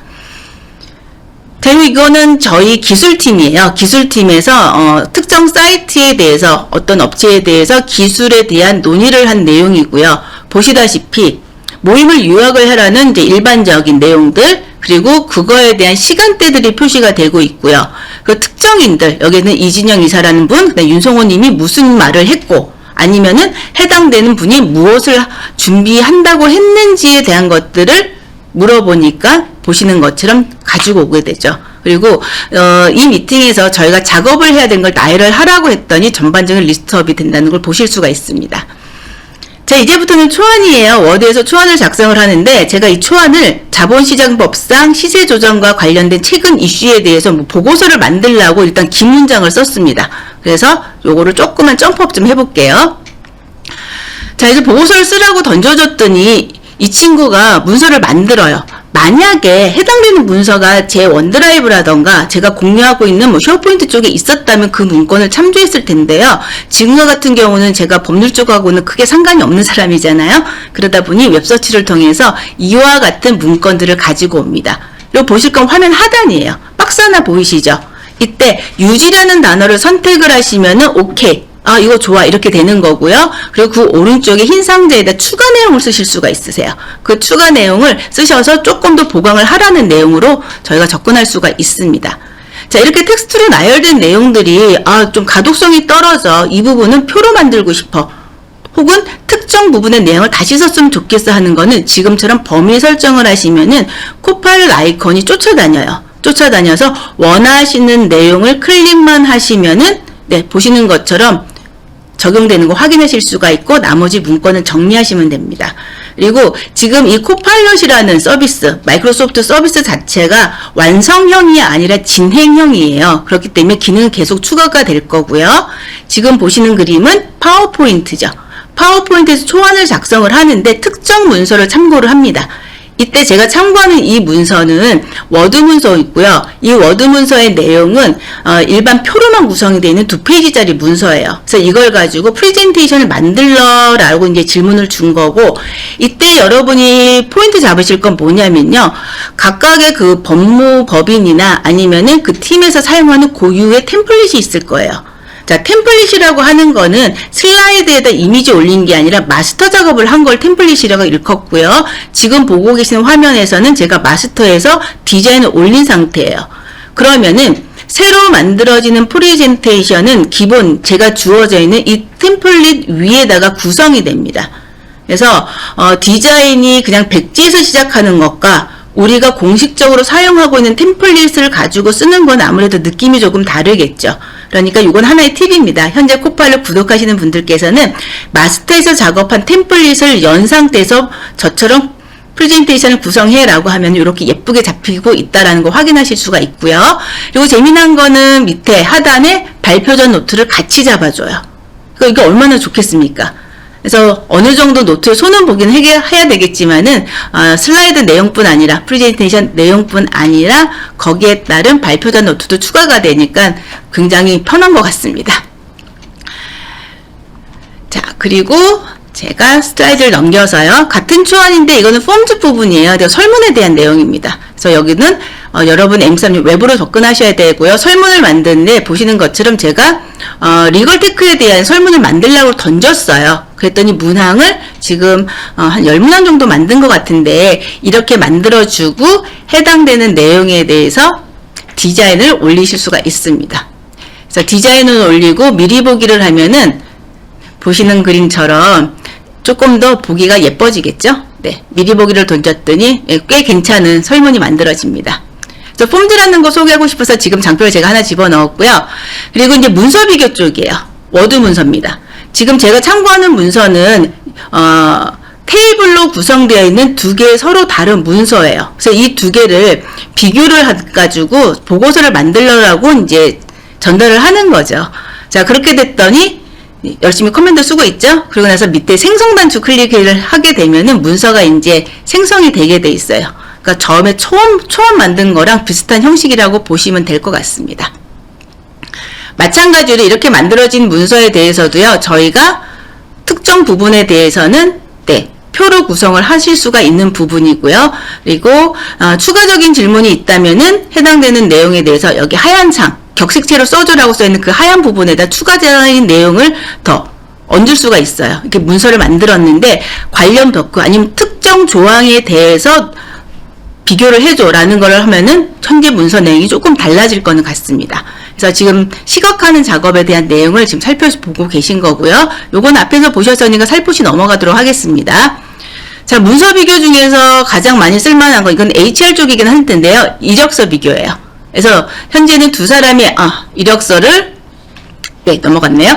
두 사람의 이력서를 저희가 이메일로 받은 것들을 서로 비교를 해라고 했더니 하나의 테이블로 구성이 되니까는 가독성이 훨씬 좋겠죠?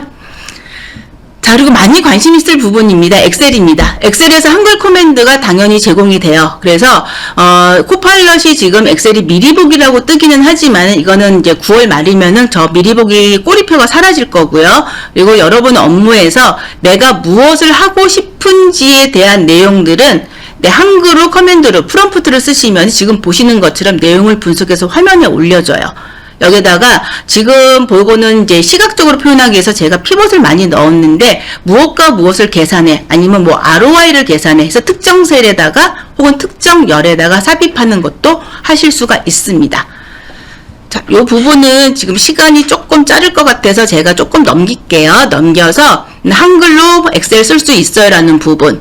그리고 지금 보시면은 대시보드죠. 그리드에다가 인사이트다 집어넣으라고 했더니 네, 그냥 한 줄만 썼더니 본인이 알아서 만들어져요. 네. 자, 이 내용 한번 확인해 보셨고요. 넘어가겠습니다. 그래서 이제 좀 정리를 좀 해볼 거예요. 인공지능이라는 것을 크게 생각할 게 아니라 내 생활에서 무엇을 도움을 받을 수 있을까예요. 보셨던 것처럼 이메일 정리해 주는 거 요약기는 굉장히 좋았습니다. 회의도 마찬가지. 그리고 문서 작업은 지금 보신 것처럼 뭐 엑셀 데이터 분석, PPT 초안 작성, 그리고 워드에서 문서 비교. 그러니까 저희가 법률 조항 같은 것들 아니면 어떤 상황에 대한 비교들을 분석하실 수 있는데 도움이 되실 것 같고요. 그리고 마이크로소프트 코파일럿은 기본적으로 LLM을 통해서 사용을 하는데 기본적인 서비스는 마이크로소프트 365라는 서비스 체계 내에서 가져온다. 그리고 마이크로소프트는 여러분의 데이터를 학습하거나 외부로 유출을 절대 하지 않는다는 거. 그리고 인공지능이 가져온 모든 결과는 신뢰는 하지만 절대적이지는 않다라는 걸 꼭 기억하시면 좋을 것 같습니다. 자, 그래서 지금 제 세션이 여러분 생활에 조금 도움이 됐으면 좋을 것 같아요. 그래서 마이크로소프트 코파일럿을 통해서 저희 디모와 함께 좀 재미난 시간 가졌으면 좋겠습니다. 제 세션은 여기까지입니다. 감사합니다.